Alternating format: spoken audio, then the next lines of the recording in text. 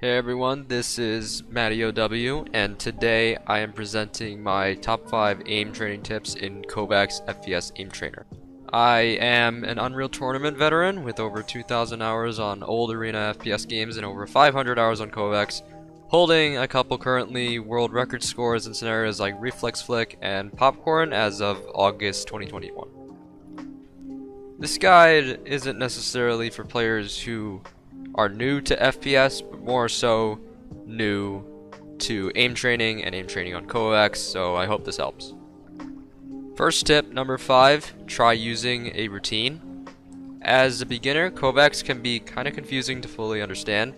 I mean, there's thousands of different scenarios created by a pretty large player base, and each scenario usually trains something specific to the overall skill of aiming. How do you, as a beginner, know what scenarios to put into your daily playlist? This issue is easily solved if you follow a guide.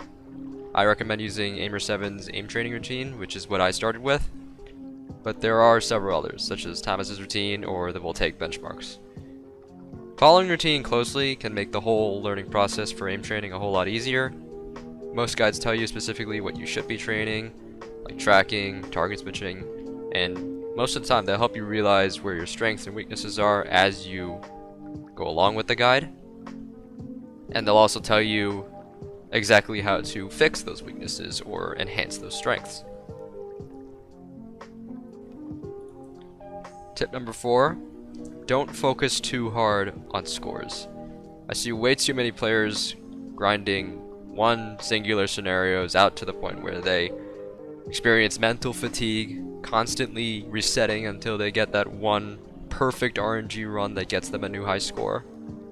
Ranking and leaderboard scores are not what aim training is about. Sure, if you hit a great score in a lucky run and you're proud of it, that's fine. But don't go breaking your wrist trying to hit a high score on the same scenario for hours.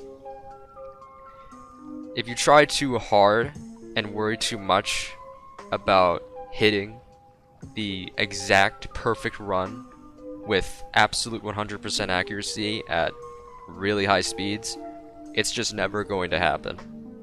Because when you set your mind too hard to doing something and you stress yourself about it and you're sweating about it, you're gonna choke. It's happened to me in scenarios before, it's happened to me in many scenarios.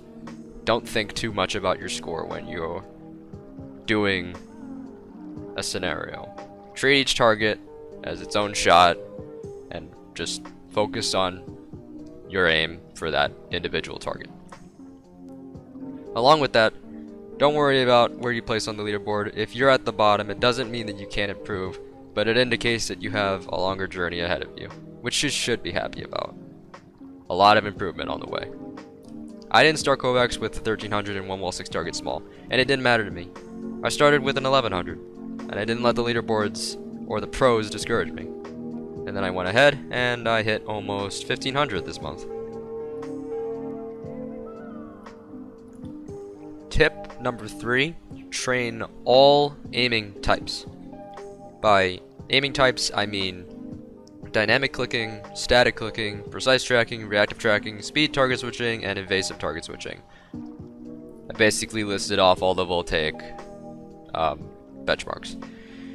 Even if you are a hardcore tactical FPS player, you still need more than just static dots practice to keep up with the better aimers in your game of choice. Only playing clicking scenarios or only playing target switching scenarios simply doesn't do the trick in most FPS games. The best aimer in the world isn't someone who is insane at tracking, but just average at clicking. He or she would be insane at everything in the skill of aiming. Sure, you could specialize in a specific type of aiming. For example, I specialize in click timing, which is why my click timing scores are really high. But that doesn't mean that I can just skip my routine tracking and target switching scenarios, because I have to keep that up too. I play Overwatch. There's not just click timing in Overwatch. I could play McCree or Widowmaker all the time, but sometimes I'm going to need to switch to Soldier or Tracer. You're going to need target switching, you're going to need tracking for both of those heroes. Tip number 2, I do think this is a big one, and I was debating on whether or not to put this on number 1, but it is balance your aim training time with real game practice. Aimer7 once said, I think it was on Twitter, if you're a player who hits world records in aim training and just the best KovaaKs player in the world, but your aim is garbage in the real game situation, you are a failure at FPS. As hard as it is to accept that, it's true. If your aim in an aim trainer is absolutely stellar but doesn't transfer to the main game that you're practicing for, there's no point to train your aim. You can't expect to only play KovaaKs and have the same stellar, perfect aiming performance in your main game. There's diminishing returns. Your mindset might not be in the right spot. You have to train in both. For example, I play KovaaKs to practice for Overwatch. Since I have top scores in nearly all of my routine scenarios, such as popcorn, it wouldn't make sense if my aim in Overwatch was diamond level or plat level. Thing is, I practice aim in Overwatch in tryhard FFA modes, and I consistently win tryhard FFA lobbies. So I guess that's a representation of how my aim is as good as it is in KovaaKs. I've essentially found a good balance between KovaaKs training and Overwatch gameplay, and it contributes directly to me being a better player overall. Obviously, if you have good aim in Overwatch, it makes it easier to understand things like positioning and game sense. It gives you more space in the head to think about that. For the number 1 tip that I would give a new player to KovaaKs is to play challenging scenarios. The reason this tip is number 1, in my opinion, is because it's basically what I did to speed up my improvement in KovaaKs. Obviously, if you are completely new to mouse and keyboard and FPS games in general, you should start at whatever level your routine recommends. However, if you think it's worth it and are willing to persevere through the difficulty, I think it's better if you start yourself on a harder scenario list or harder routines. My logic for this comes from my experience in reflex flick scenarios. When I started KovaaKs, I was never good at reflex flick. It was, in fact, my worst scenario, and I was only ever able to do the easy variant back when I started.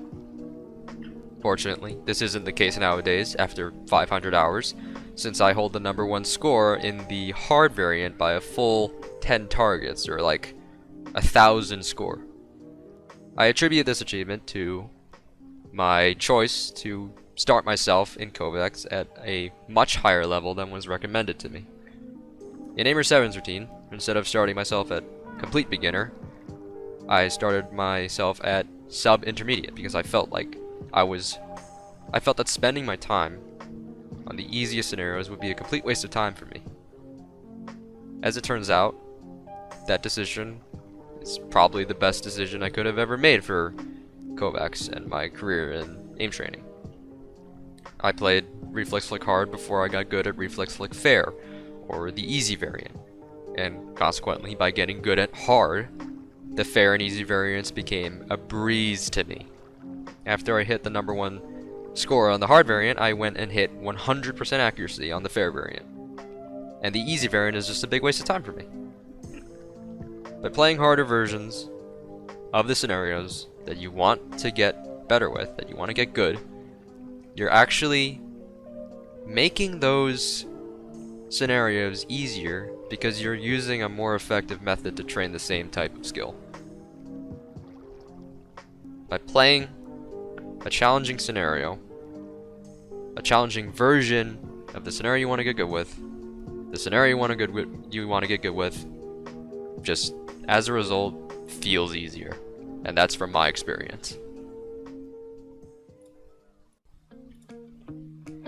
That was 5 tips for KovaaKs FPS Aim Trainer for beginners. I hope it helps. Follow my Twitch for more aim training and Overwatch content. Thank you very much.